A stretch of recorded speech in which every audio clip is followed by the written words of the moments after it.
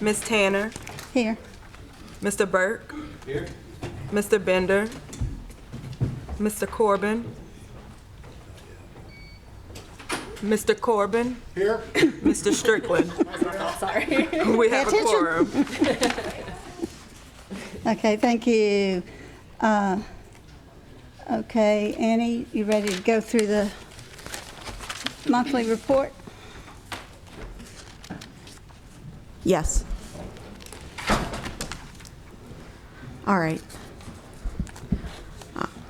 So as usual, we have our regular monthly reports for you. The first report is the Sales Tax District 3 report, the actual through June and the prior 3 fiscal years. If you take a look at the actuals through June, our June collections were right over $7 million. We're on trend of about 3 to 4% over collections from fiscal year 2024. And at that rate, we expect to collect about $2.5 million over budget.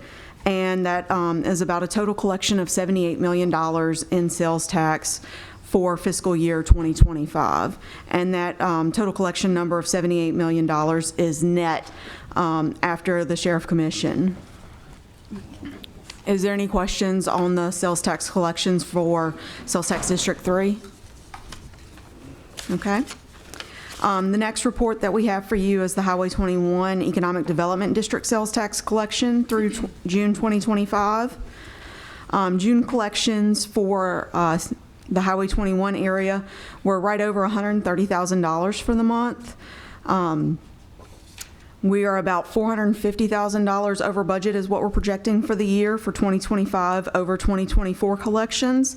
And so that gives us an approximate total collection of the year that we estimate of about $1.3 million for the year. Last year was right over $900,000 for fiscal year 2024 for Highway 21 collections. Is there any questions on Highway 21 Economic Development District sales taxes? Okay. The third report is the operating and grant funds projected fund balance report. And so this gives you the information as of July 31st, 2025 for the budgetary fund balance, as well as the actual revenues and expenditures through that period of time on the fund balance for each one of our operating and grant funds. You can see there for the general fund, and it's very similar to the information we went through last month. The general fund right now on a budgetary fund basis, we are projecting almost $1 million available in the general fund by the end of the year.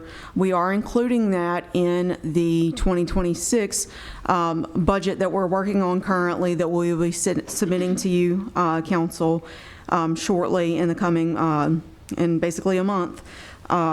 So we'll be using those funds, utilizing those to help us with our 2026 budgetary needs. In Fund 100, Public Works, the Sales Tax Fund, we have budgetary available fund balance of almost $17 million. And then our, probably the other fund that you're most interested in is Drainage Maintenance. And right now we have a budgetary projected available fund balance of about $2.7 million in that fund. Are there any other funds that you have any questions on or anything that you would be interested in discussing? Let's go through Animal Services. Yes, ma'am. So Animal Services right now has a budgetary projected fund balance available at the end of the year of about $250,000. One of the amendments that you will see before you that we'll discuss shortly is to increase their budget based on the roll-up in the millage. And this schedule here takes into account that increase in the millage. So even with the increase, we still, have expenditures in excess of the available or budgeted revenues that we expect for that fund. Are we looking at that to see if there's something that we can, other than increase the budget, that we can cut back on expenses, or what's?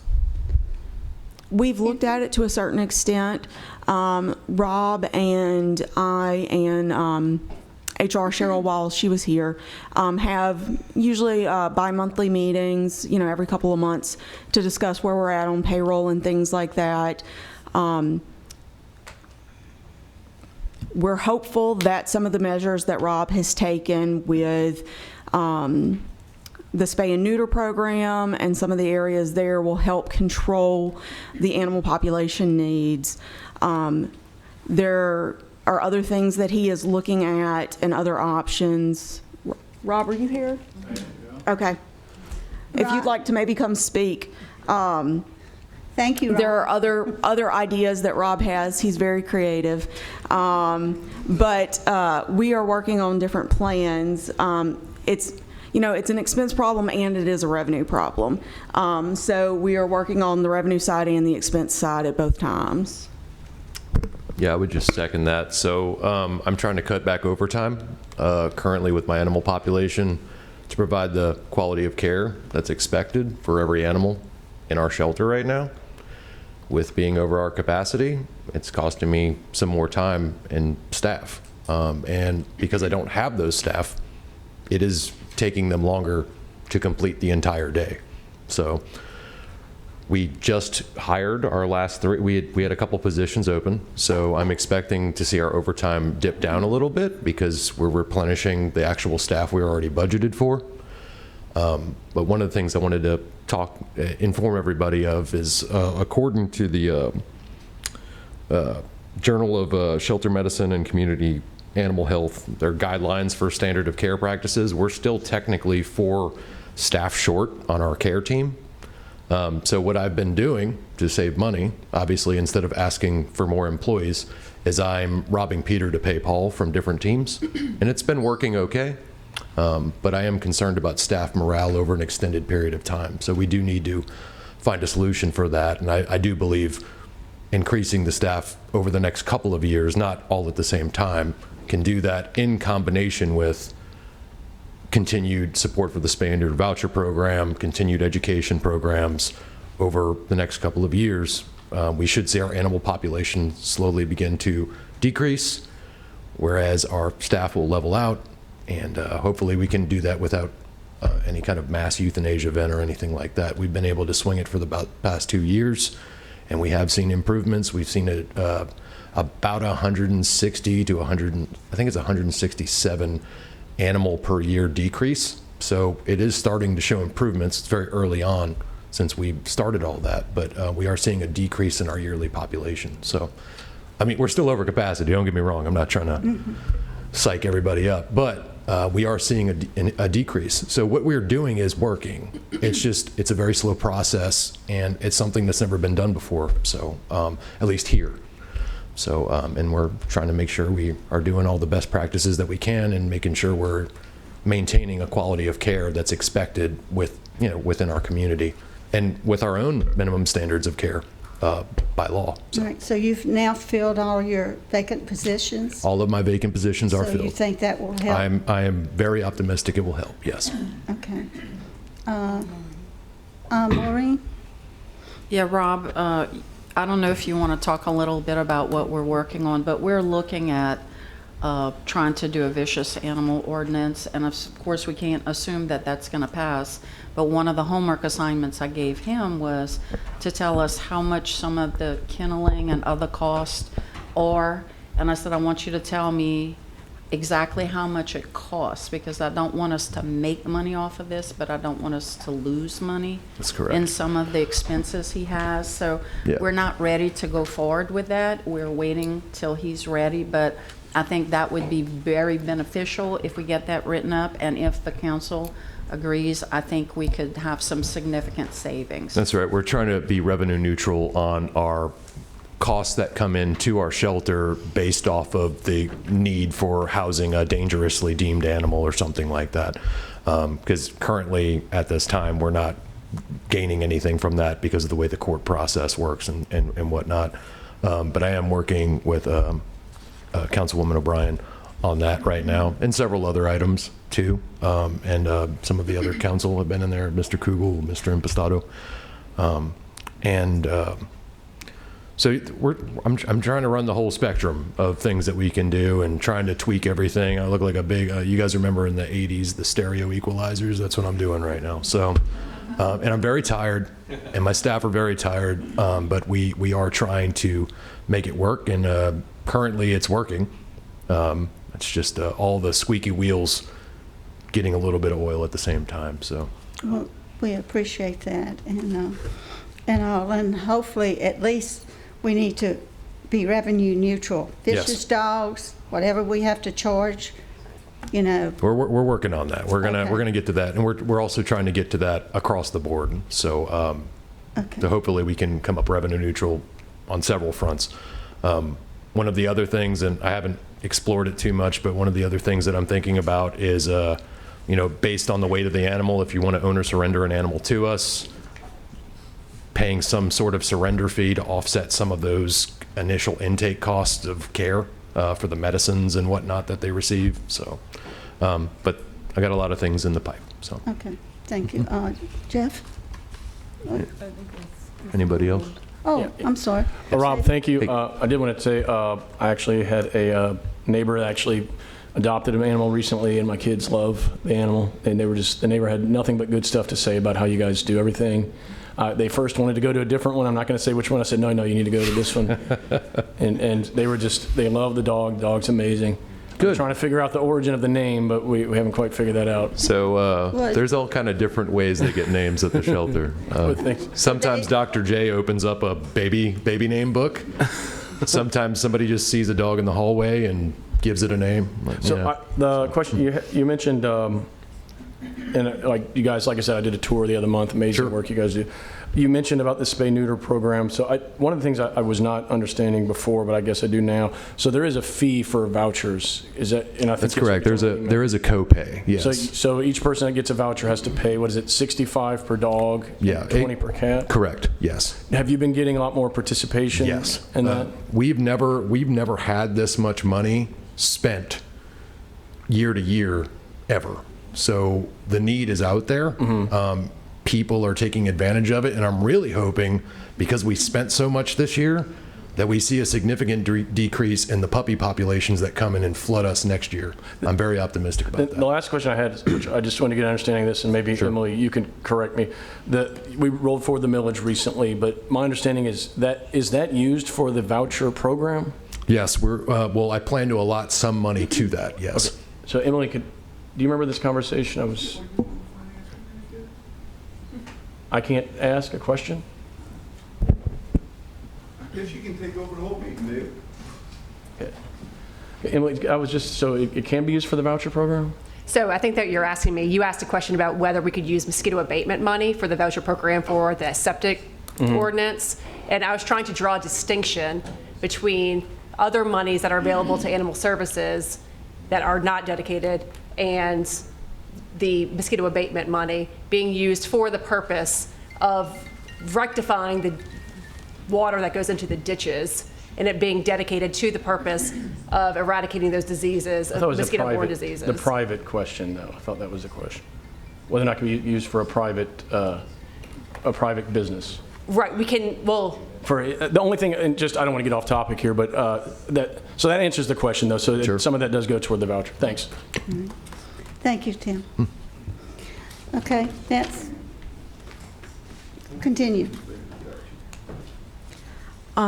So that was from the operating and grants funds projected fund balance schedule.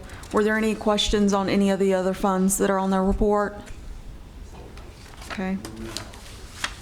And then the other report that we have for you is the budget to actual comparison as of July 31st, which is 7/12 of the year or 58% of the year.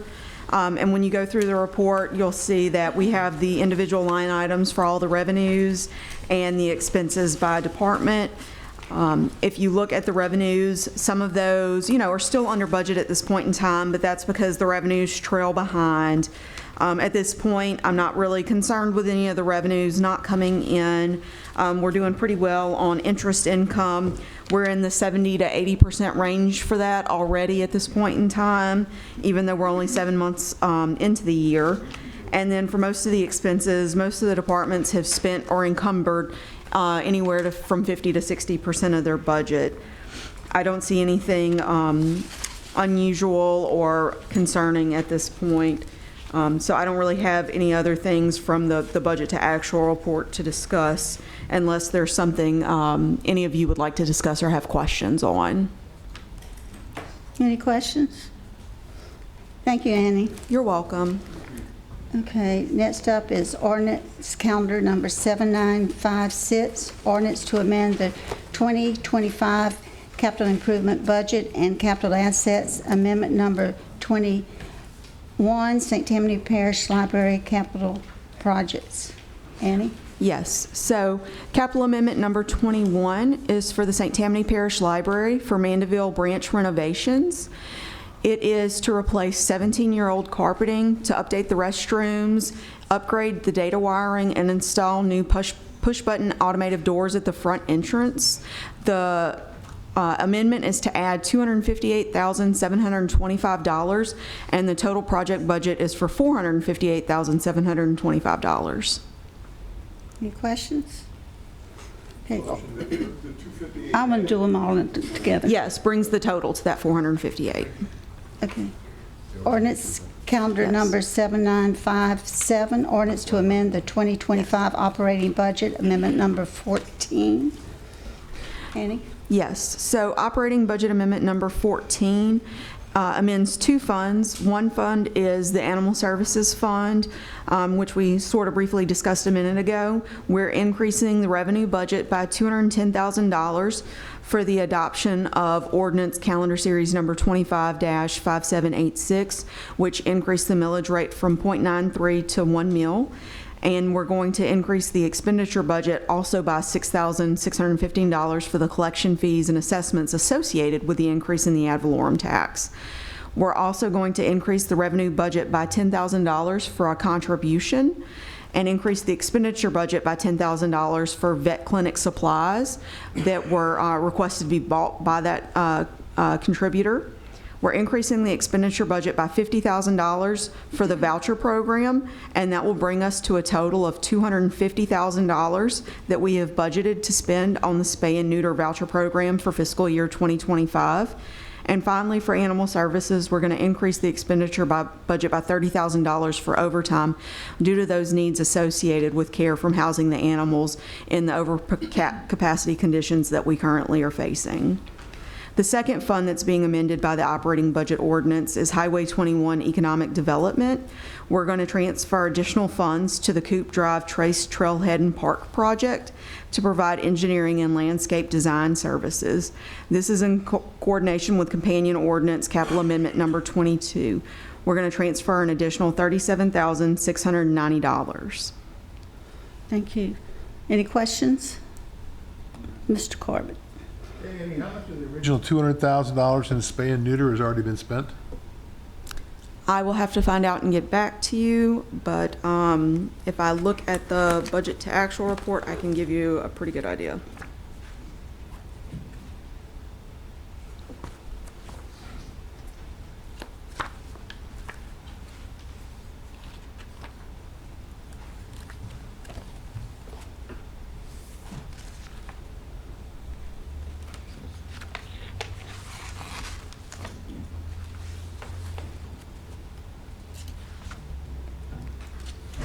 Based on the budget to actual report, we have spent approximately, because some of the expenses in this line item are for a few other different things, but I'll get you an exact number later, but I would estimate around $100,000. So we spent about half the 200 is what's driving the 50 addition? I'm not against it. I just didn't know if it, I would have expected us to be closer to the 200,000. That's why we'd be expanding it at month. Well, at this point in time, I don't know what vouchers have been issued. Check. So that haven't been redeemed at this Right. point in time. So you don't know what's in process? Yes. Okay. Yeah.